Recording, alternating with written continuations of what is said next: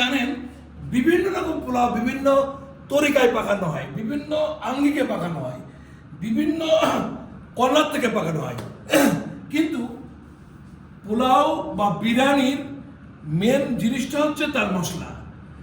আর সব থেকে ডিফিকাল্ট যেটা বিরিয়ানি আছে সেটা হচ্ছে আঁকনি বিরিয়ানি।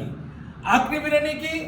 আঁকনিটা হচ্ছে বিরিয়ানির রান্নার জন্য যে পানি তৈরি করা হয় ওই পানিটার নামই আঁকনি। তো সেই পানি তৈরি করার জন্যে মাংসর স্টক তৈরি করা হবে, এবং আঁকনির জন্যে যে মশলাগুলো নেওয়া হয় ওটা সাধারণত এইটা হচ্ছে আফগানিস্তান থেকে আসছে, ইয়েমেন থেকে আসছে।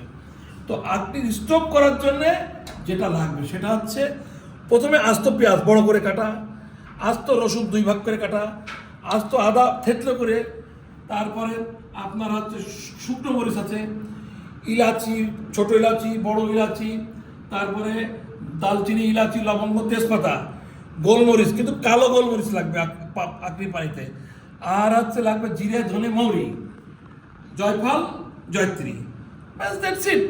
একটু কাবাব চিনি থাকবে। এইটা দিয়েই আঁকনির স্টোকটা তৈরি করা আনা হয়, ওই স্টোকের পানি দিয়েই বিরিয়ানিটা রান্না হয়, তাই এর নাম আঁকনি বিরিয়ানি। ধন্যবাদ।